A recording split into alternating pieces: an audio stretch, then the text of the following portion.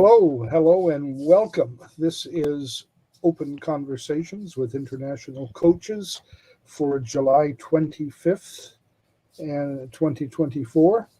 And we're all here to talk about curiosity. And this is our second delve into the subject, so it's more about curiosity.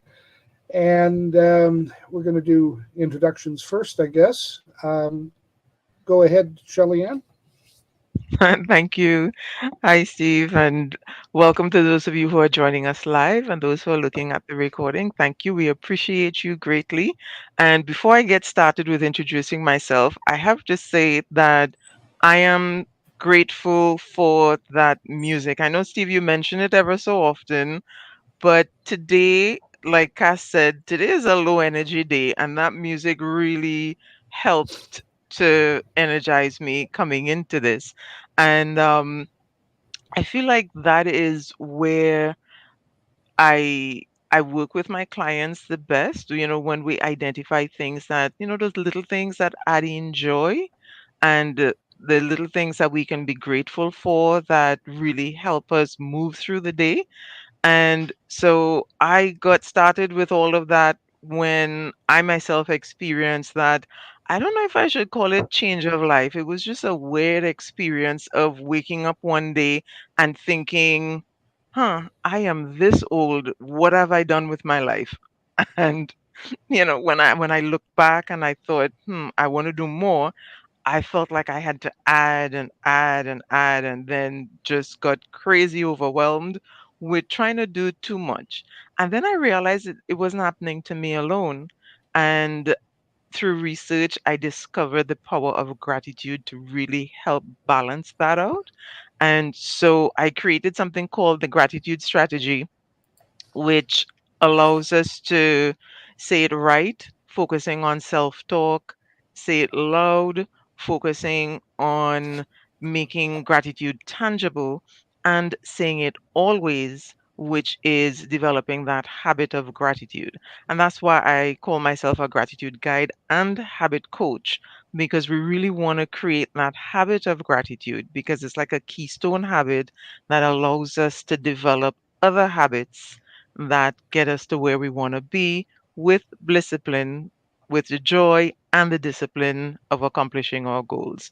So, if anybody's interested in hearing more about that, and I don't see why you wouldn't be because it's really fascinating stuff, you can check me out on LinkedIn. And I have a YouTube channel called Getting It Done with Gratitude. There are 12 episodes, 12 discussions. Well, no, we went for a year. Let me back that up a little bit. We went for a year. So I'm saying 12, but it's 12 by 4. A colleague of mine discussing all things gratitude and how we can actually get productivity going by focusing on what we're grateful for. So that's it for me. So again, LinkedIn, you can message me through YouTube comments as well as find me on Facebook to talk more about gratitude. Awesome, and you're absolutely right about the little things. They throw you off course, or they bring you back on course, depending on how you Yeah. approach. And it's wonderful. Cass, go ahead. Thanks. Hi, I'm Cass J. Henry. I'm an abundance coach working out of Hamilton, Ontario, Canada. I work both in person and virtually with my clients. As an abundance coach, it's my job to assist my clients in altering their perspective from one of lack to one of abundance. Together, we will use the power of tools like affirmations, habit creation, mindset work, goal setting, experimentation, and journaling, just to name a few, with an overarching goal to achieve a more harmonious balance. Like Shelly Ann said, that balance is so important. So if you find yourself feeling stuck and focusing on everything that's going wrong in your world right now, reach out. Let's do a discovery call and see if we're a good fit. I'd love the opportunity to show you the abundance that's already in your own life right now. You can find me on cassjhenry.com.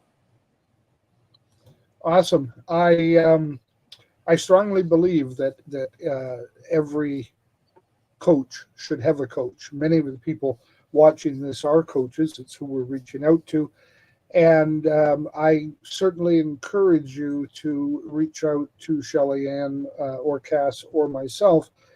We are all open.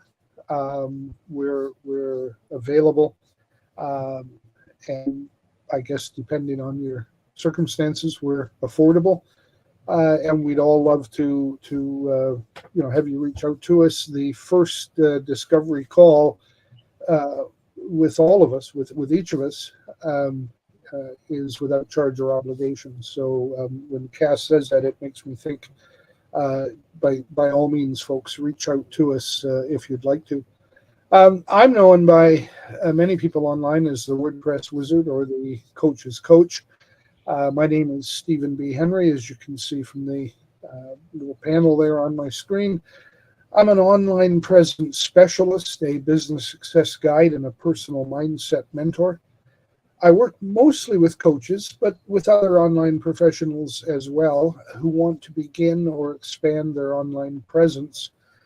I earn my entire income online helping others do the same. And as I often say, the time to hire your guide is before you get lost in the woods. You can find me at stephenbhenry.com. And today we're kind of jumping into the idea. We want to talk about curiosity. And I sort of framed it as human curiosity. Um, I certainly know that many animals are curious. I've had pets of many descriptions, and I enjoy nature and I enjoy animals, and there's a lot of curiosity across the spectrum of the animal kingdom. But I think that human curiosity is different, more nuanced, more complex, and it's a powerful force that drives learning, innovation, and personal growth. And I think those things set us apart. And we're going to be talking today about many of the numerous benefits, things like enhanced problem solving skills and mental well being.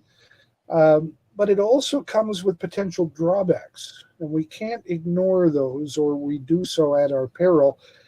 Things like distraction and risk taking behavior. Those are good in many ways, but they can also be bad if we allow them to overwhelm us. So I kind of break curiosity down into three areas, three major blocks. And one is to look at the benefits of human curiosity, and we'll talk about that. I certainly want to talk about a few of those. The next is the pros and cons of engaging human curiosity. And you might want to say that, well, the benefits are the pros. And I'm not talking about that. The benefits are the intrinsic things that sort of define curiosity. The pros and cons, those are the things that cause outcomes that affect us as a result of our curiosity. And so we want to look at that. And then the third area for me, anyway, is the ideas relating to human curiosity, the ways we can use it to our benefit. And so I want to explore those three anyway as we go on, and I'm quite sure we'll be as usual covering a lot of other areas too.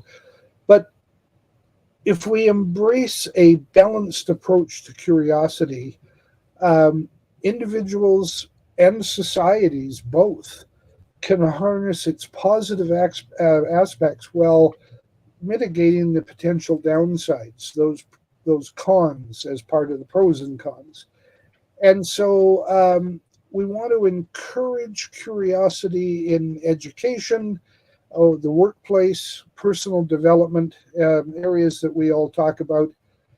And that can lead to a more informed, creative, resilient self, and therefore affect the world positively.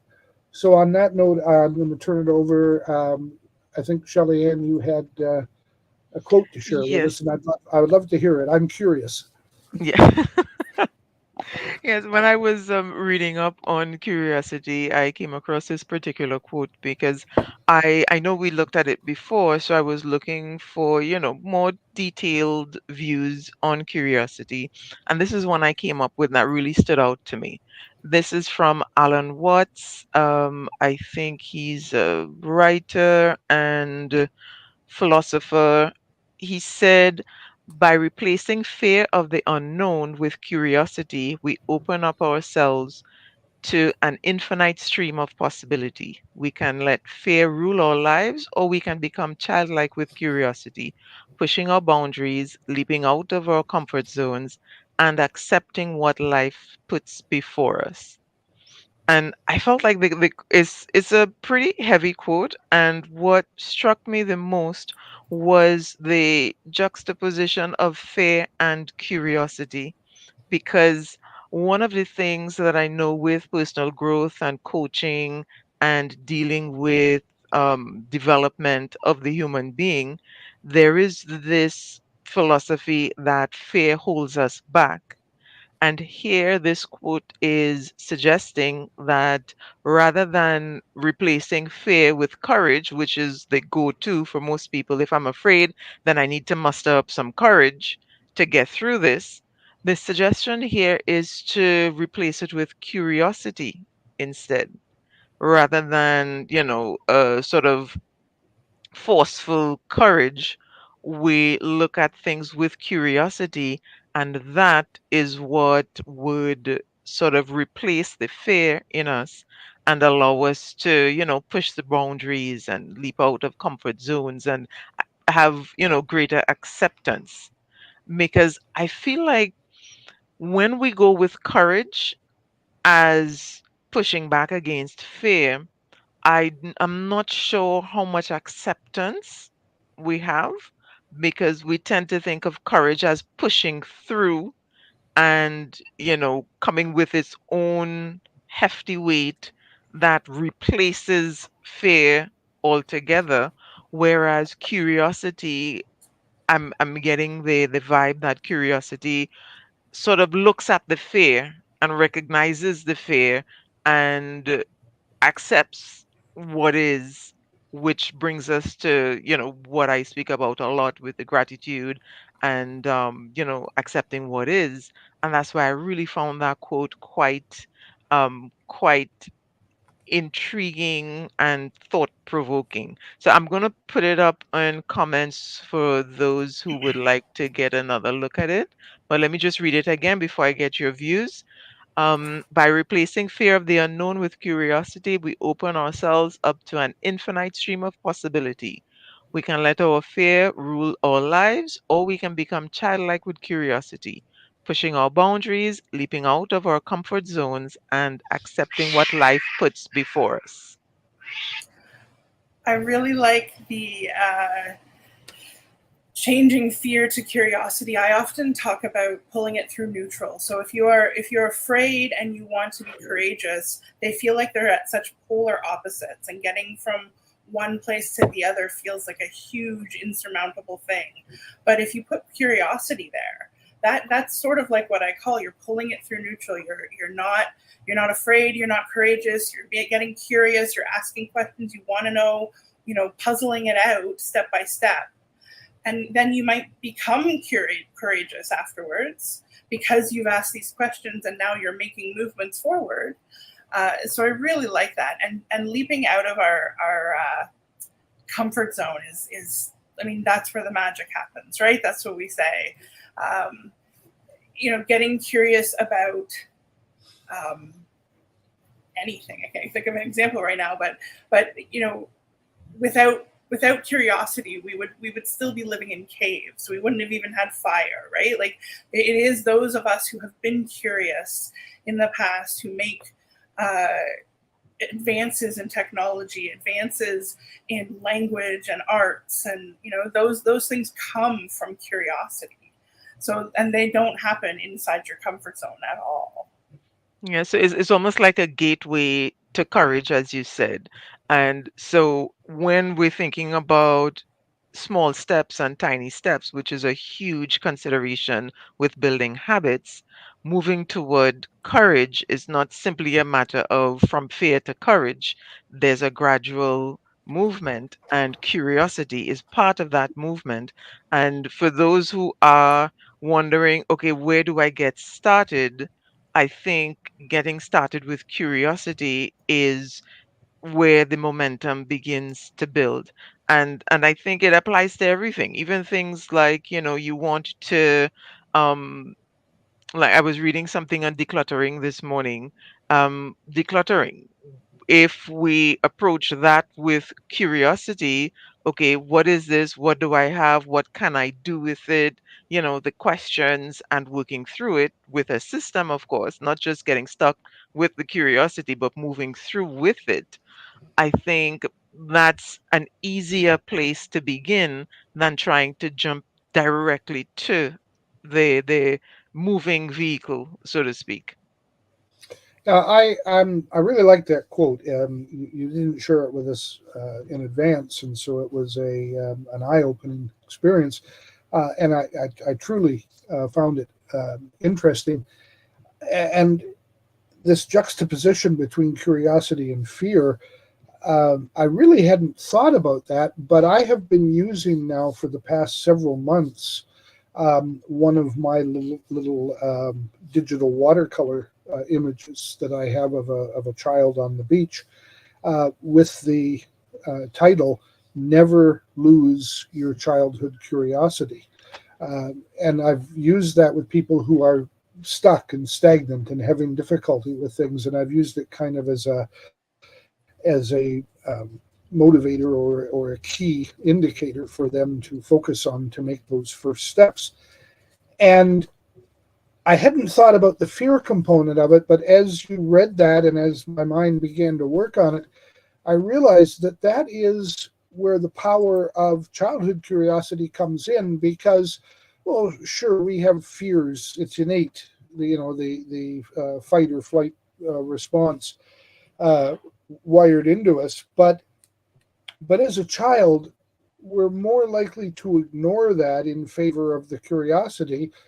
It's what I referred to about the downsides. We can get into trouble that way, and as children, before we have even the ability to make proper decisions, um, we tend to walk ourselves into trouble. But the fascination, the curiosity, gets us started on so many new things, and over time we develop fear that outweighs the curiosity. And a mentor of mine shares the phrase that fear is really an acronym that stands for false evidence appearing real. We've allowed that into our lives. We've allowed false situations to appear real and overwhelm us. And when we apply curiosity, or we allow curiosity, I think that's even a better term, we get past the fear or we ignore the fear, and most of the time it's wrong anyway. Now we have to be careful. We want to, have those little hackles that come up when things are wrong, and I know some very specific examples in my life where I've ignored them at my peril. But uh, we do not want to allow the adult fears that are most often false. We don't want to allow those to dilute or overwhelm the curiosity, because so much is gained. And that quote is just so perfect. Thank you for sharing that. I'm certainly going to apply it to my own personal mantra of things that I reference and employ. But I just, curiosity seems so simple, so basic, and yet it is foundational and fundamental to who we Yeah. are and what we do. Yeah. Yeah, I came across something called the 5-dimensional curiosity scale. And it looks at curiosity and it separates them out into 5 different groups or 5 different types. So the first one is called joyous exploration, the recognition and desire to seek out new knowledge and information and the subsequent joy of learning and growing. So I think that's what most of us think about when we think about curiosity, is the knowledge and the growing. The next one is called deprivation sensitivity. So this is about pondering the abstract or complex ideas, trying to solve problems, seeking to reduce gaps in knowledge. So a little bit different than the joy of new knowledge, but knowing the pieces that you want to work with better. The third one is stress tolerance. So it's about the willingness to embrace doubt, confusion, anxiety, and other forms of distress that arise from the exploring of new, unexpected things. So that's a little bit about the fear there. How much fear of the unknown are you willing to step into? What stress are you going to take on in your curiosity? Social curiosity. So you want to know what other people are thinking about, what else they're seeing, or the things that they're getting curious about and how they're learning. So you converse and you share that curiosity and knowledge. And then something you touched on, Steve, the thrill seeking, the willingness to take physical, social, and financial risks to acquire varied, complex, and intense experiences. So, being able to, the one that always keeps coming to my mind is about learning from other people's curiosity. The first person to eat a berry that they don't know what it is, and is it poison or food, and then learning and sharing with your social structure. That's one that I think animals do too, where they learn from what the other rats or cats or whatever have done. Yeah, it's that's that underlying innate DNA-driven process that's there, and we tend to have suppressed that or moved beyond that. Society and its structures have, and the tools we have available to us, not necessarily softened us, but has put us in a bubble, put us in a protective shell. We design these things. Our curiosity leads to finding ways to to make things easier for us, to protect us from the problems.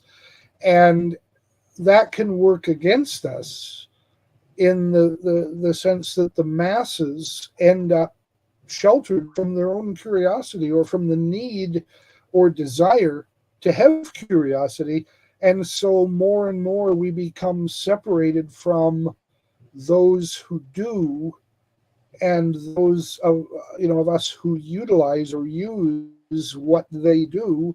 And that separation takes away our curiosity, strips us of that desire to be involved ourselves, because we don't have to. It's all done for us.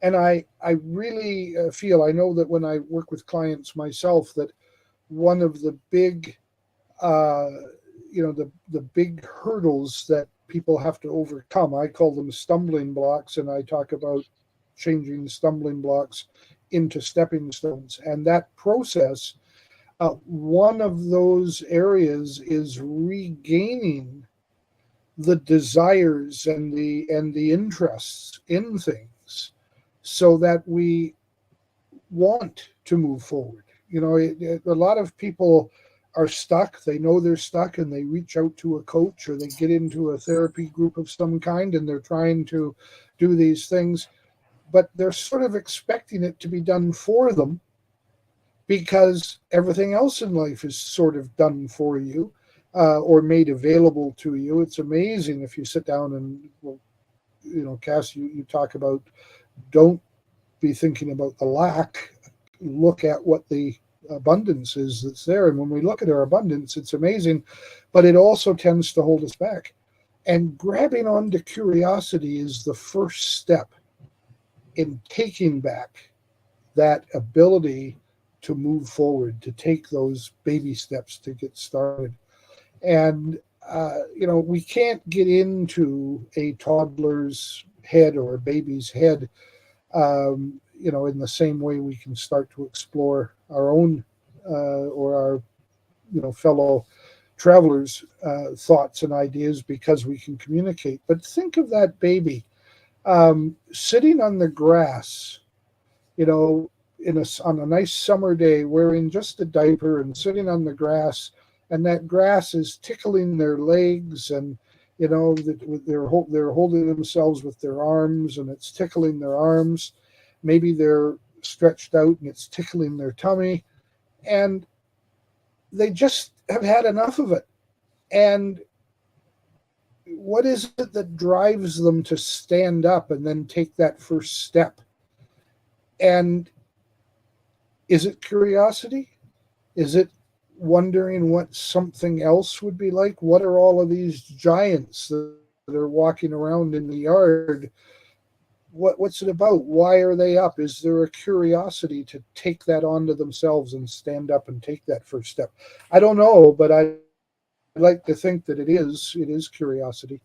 And I've seen it several times, my own children and children of others, and it always amazes me because there's always some motivation. The first step, you work with your kids and you try to get them to take the first step, but they'll do it when they're ready, when they've made that decision to do it. And we can do that ourselves. When we're curious about the things around us, we can then make those first steps. Mhm.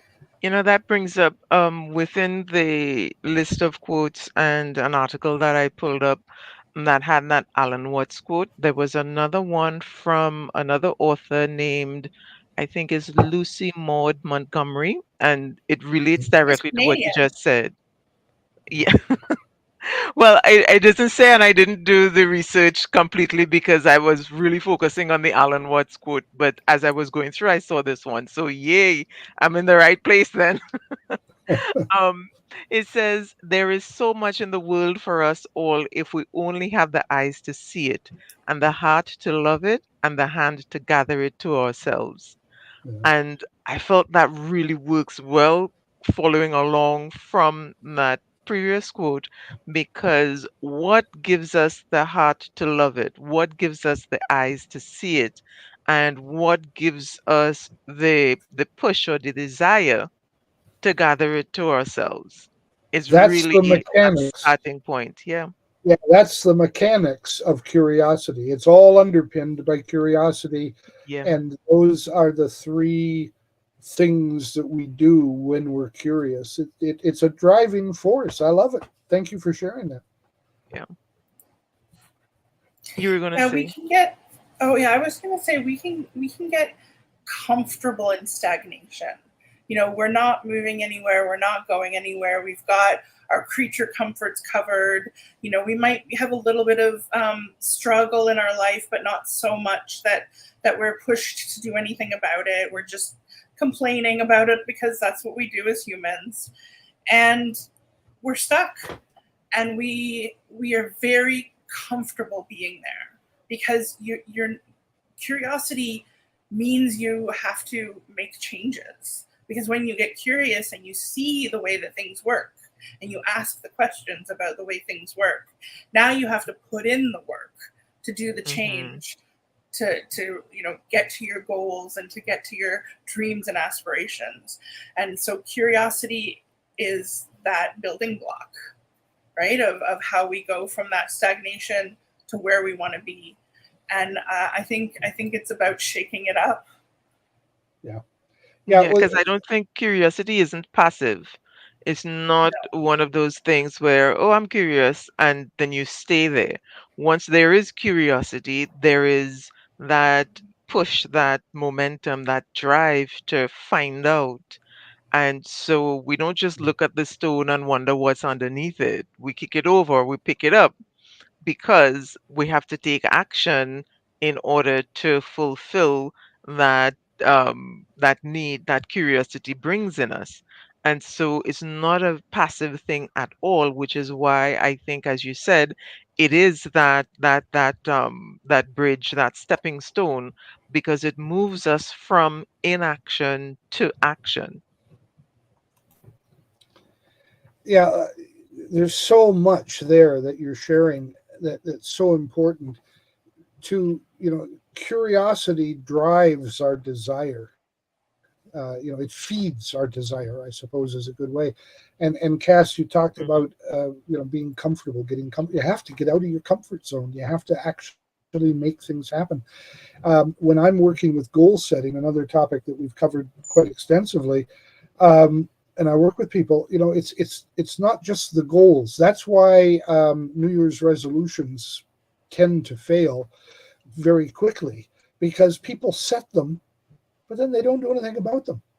And setting goals, New Year's resolutions are just a fancy name for January goals. If you don't do something about them, and that's a two-phase thing. You have to have strategies. You have to create plans. And so I talk about setting your goals in concrete. Think them through, have this strong goal, but don't let every person who comes along steal your dream. Don't let them steal your goal. Don't let them change it. Set it in concrete so it's there in front of you. But draw your plans in the sand, because when things aren't working and you discover that that plan wasn't the right way to do it, wipe it out, draw a new plan, and figure out where you're going to go. But the third thing that people overlook, even when they take those two wonderful approaches, is take action. That's the step, take action. And if you're curious, if you have this mindset, because curiosity is a mindset, it Mhm. will inform what your action is going to be. Your plans will be logical outcomes of your goals. But in order to take action, you have to be thinking about what's under that stone that you're going to flip over. You very, very seldom will come to the conclusion in terms of strategies to turn over a stone. You have to see the stone and you have to wonder what's under it, and then you turn it over. It's a process. And when we look at our processes and apply them to what we're doing, that's kind of where curiosity comes in. And I just love those points that you've all made there. Thank you.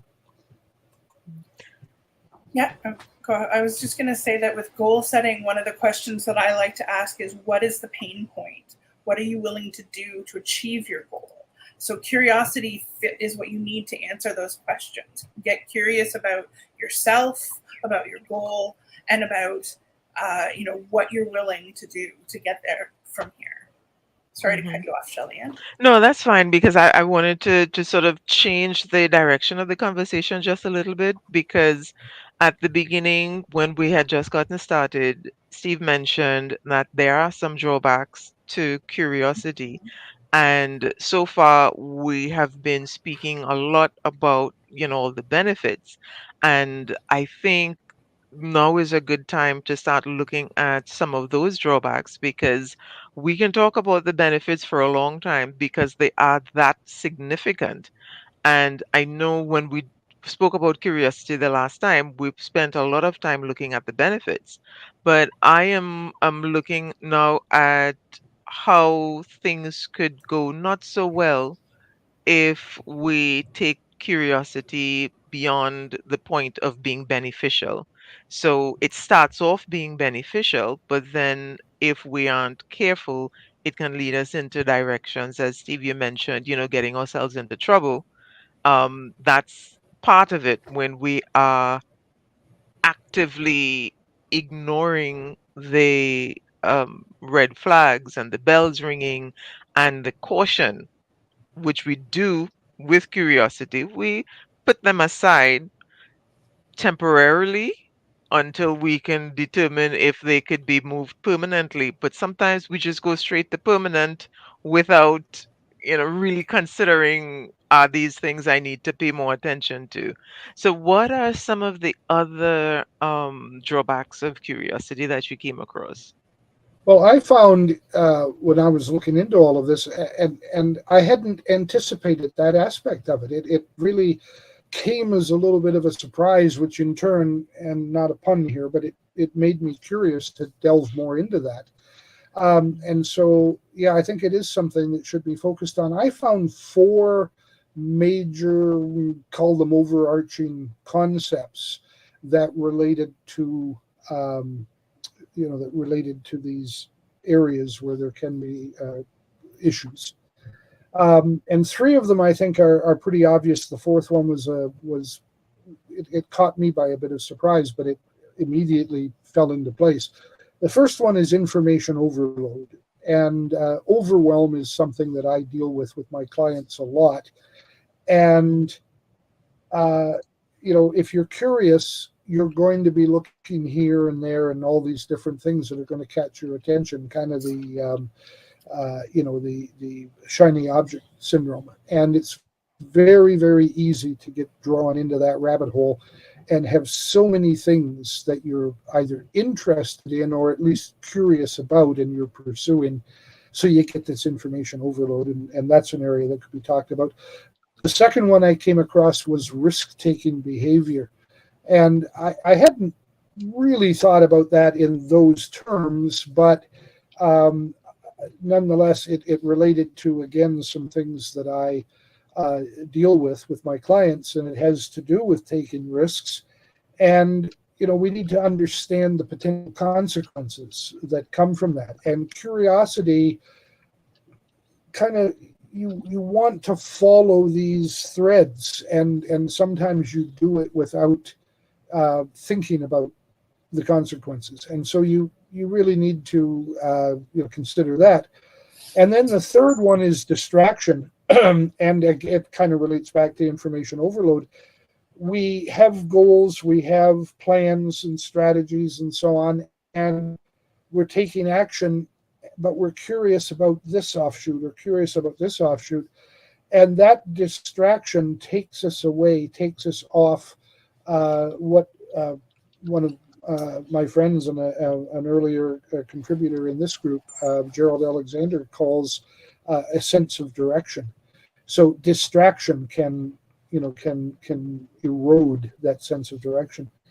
And so we could look at all three of those, and those are certain areas that made sense to me right off the bat. But the fourth one is that there are privacy intrusions, was how it was labeled. And I had to kind of stop and think about that. But the idea that excessive curiosity about others, and that can happen, can lead into an invasion, a kind of invasive behavior that breaches the privacy and the trust between individuals or in professional relationships, and which can be a group dynamic. And so we have to be curious, I think, in order to progress, but we also have to be smart and corral our curiosity. We have to put boundaries on it, like so many other things. So what do you think about those four? I think the last one is the most interesting to me right now. We have so many people that are online. They put their entire lives online. They have, videos of from inside their house. They have, reels that they do about themselves. And people end up with parasocial relationships where they think, well, I'm seeing this person all the time. They're a friend of mine. But they have no idea who you are. So you get curious about them, you find out everything about them, and then you get let down because they're not going to be receptive to you if they have 2 million viewers. You're a drop in a bucket. They don't know who you are.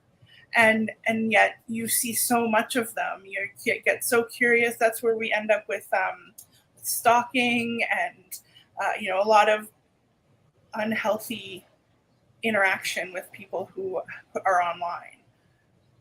And I think when there is this, I guess, overwhelming desire to find out, when curiosity becomes the only thing you just have to know and you must know, there is where stress and anxiety could come in as well, because we believe we're entitled to know and we must know, so we have to know. And if there's a situation where we can't find out, whether immediately or at all, then that becomes a point of distress, because we feel that, I'm curious and I want to know. And if I can't find out, then why can't I find out? And then there's this sort of spiral into stress and anxiety from that. And so I agree with all of them. When you mentioned it, I did a quick search to find out, what else could really be an issue with curiosity. And all of those came up in addition to stress and anxiety. And one that I hadn't even thought of as well, but it kind of makes sense, where in our desire to know and we're looking for information, if we're not careful in this day and age of AI and satirical pieces and satirical articles and all these things, there is a possibility that we can end up using information that is not entirely accurate because of this strong sense of desire to know. We end up searching and then we take what we find, and sometimes what we find isn't accurate. Yeah, I just had an satire is example of that where a lawyer had used a chat GPT of some sort to do his legal documents for a court case and got found out because it was not accurate. Like the chat had given him all kinds of references and precedences that didn't exist. And they all sounded so believable that he used them and had to explain that to the judge. The stress and anxiety piece was the first thing that came to my mind when we talked about cons, because my partner struggles with OCD type things, always worrying about, is the stove off, is the door locked, that sort of thing. And he because his mind is being drawn down the what if curiosity. What if I didn't do these things? What could happen? What if? And also the rumination piece of what I could have done differently in that situation. Why did I do it this way? So like that stress and anxiety can come from being curious about different parts of your life, and then you get stuck in those repetitive thoughts. Mm-hmm. That's one that I deal with myself. The what if, what could I have done differently? And sometimes we think of situations like that. Okay, if something went wrong, what could you have done differently? But then when you're so into it and that is such an innate part of your questioning, even when things go right, you think, what could I have done differently to make it better? And so there's this constant um overanalyzing, I would call it, because you've analyzed it already and again and again and again. So by the 25th analysis, I would call that overanalysis. yeah, yeah. That's where And there's a mindfulness and term for abundance that come called analysis. Yeah, analysis paralysis, where you get so Hmm. into the analyzing, you don't get into the doing at all. And Yeah. there have been studies on this, and we worry about a lot of things, and a very large percentage, something in the order of the 90s percent, 92, 93% of things that we worry about simply never come to pass. They just don't happen. We can create all of these things to fear and to worry about that never happen. And then out of the 6 or 7% that do actually happen, most of those turn out okay.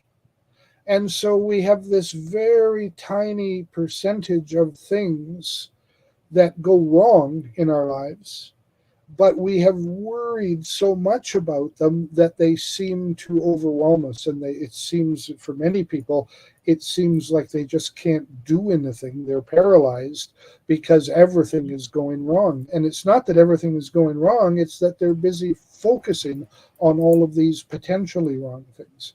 And so when you bring it back to curiosity, and like everything else, curiosity in moderation, when you put boundaries, when you control these Mhm. things. Mhm. You know, chocolate cake is really wonderful. I love chocolate cake. Different people will have different, preferences, but I love chocolate cake. A really good moist chocolate cake, thick, rich, with layers and icing in between, good chocolate icing. I love it in Yeah, we moderation. can tell. Yeah, but I'm a diabetic, so I have to take it Mm. in extreme moderation, a small piece, and not every day, or not with every meal. I have to draw lines, and we have to do that with all things in our lives, some more than others. But by all means, when it comes to curiosity, what's the expression? Curiosity killed the cat. Cats are Mhm. one of the most curious animals you'll see. They love to poke around and see what things do, but they tend not to have filters. They tend not to, make choices and only do it within moderation. But we, as thinking individuals, as people, we can make those choices. There's a cat. Thank you. How's that? Yeah, just a visual for you. The curiosity killed the cat, but satisfaction brought it back. Yeah. Yes. Yeah. Right? Yes. So there's a matrices that I'm trying to bring up, and I can't find the exact image, but it's I think it's called an Eisenhower matrix, where you've got the chart with four sections, and the first section is if you worry and it goes wrong, then you worried twice, and if you don't worry and it goes wrong, you only worried once, and if you worry and it goes right, you still worried once, and if you don't worry and it goes right, you never worried at all. And Yeah. so, worrying about things just makes you worry about things, whereas if Yeah. you accept that things are going to happen however they're going to happen, you're curious about what that outcome is going to be, then you don't have to be stuck in that worry and that stress and that anxiety. And that doesn't mean brush it off as a nothing. I mean, we have to make choices. We have to make informed choices. We have to take action, and taking action is not only in the physical realm, but it is in the mental, the examination, the profile, looking at these things and making our plans and setting our goals and all those different things. We don't want to just be laissez-faire about it. We really need to have a system, have a process, have an understanding and an application, but we don't have to worry. It doesn't have to, because worry is all of those things when it's no longer real, when we're just, examining the negative outcomes and getting to the point of expecting them. And so good applied curiosity is a positive thing, and it has, so many positives.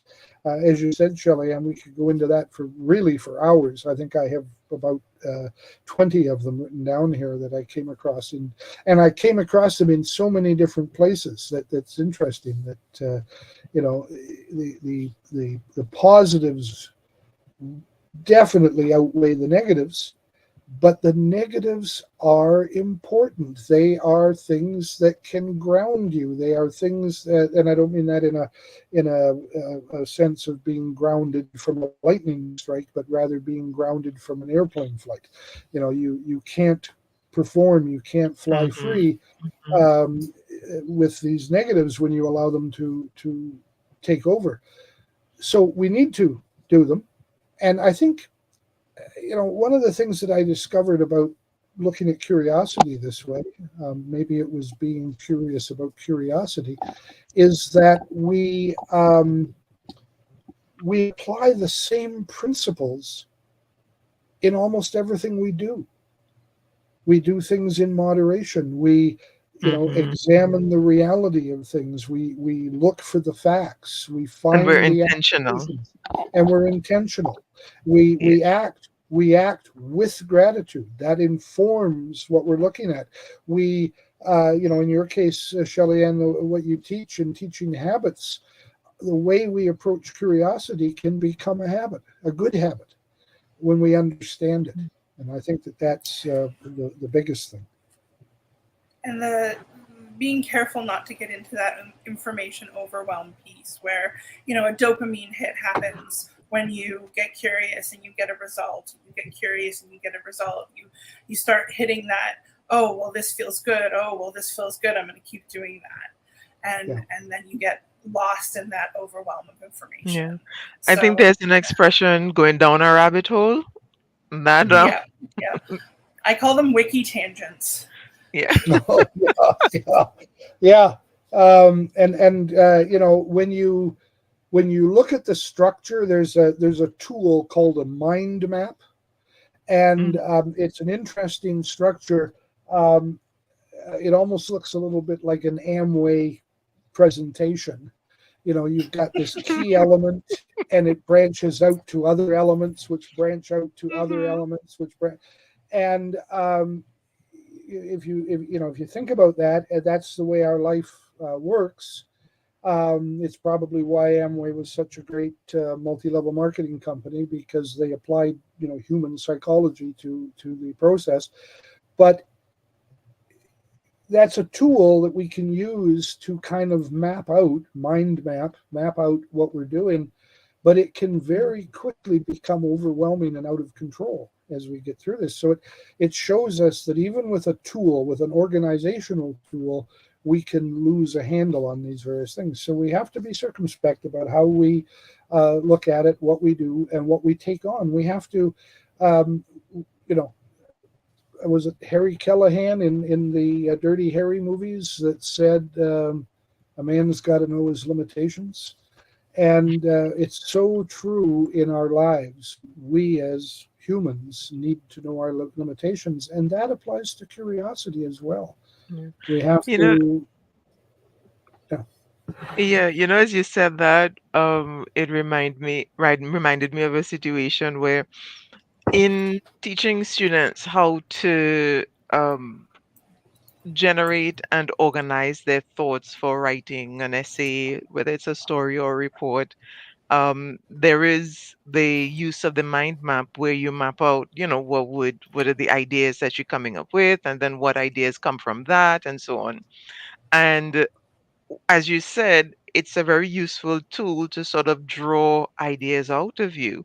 But if you try to put everything on one sheet of paper with one version of the mind map, you'd end up with an overwhelming amount of notes and details all in one place, to the point where you might not even be able to make sense of it. So it moves from being a tool to organize toward being just a hodgepodge of information if it's not used effectively.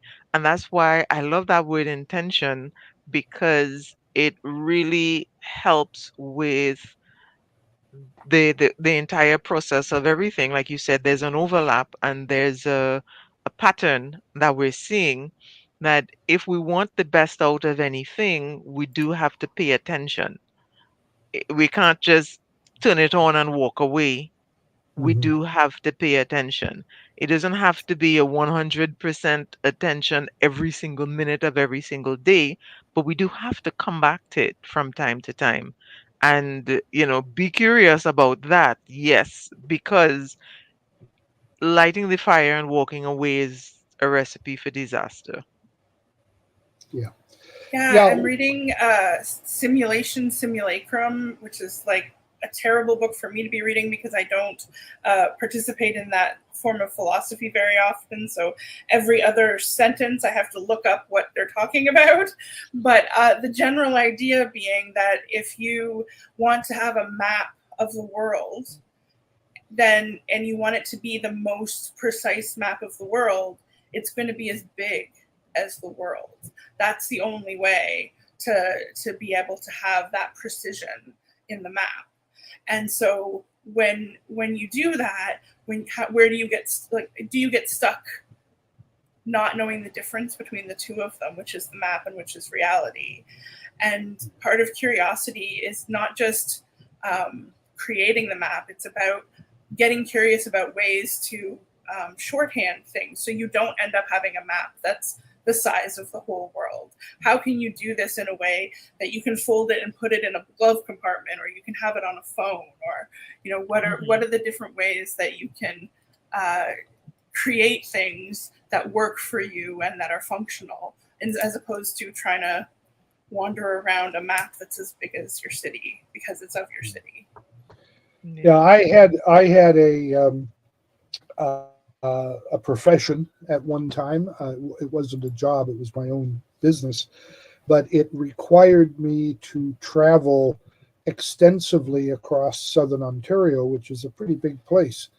And I used to, whenever I went to a place, I would stop in at a convenience store or a gas station to pick up a local map. And, I had a map of Ontario, of southern Ontario, that got me all the major highways and cities and so on, so I could get to wherever my destination was. But once I got to the destination, I had to get a more detailed local map. And I ended up with a lot of maps. It was no longer maps in my glove compartment. I actually had a briefcase in the back seat of the car, a salesman's briefcase, one of those big square, the top opens and they have products. A Fuller brush man would knock on your door and pull out the products to show you the latest brushes. And I had that full of maps.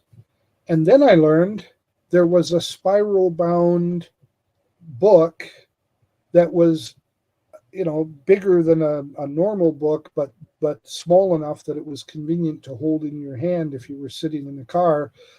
It could sit against the steering wheel, not while you were driving, but when you were parked and reading the map, it would sit against the steering wheel.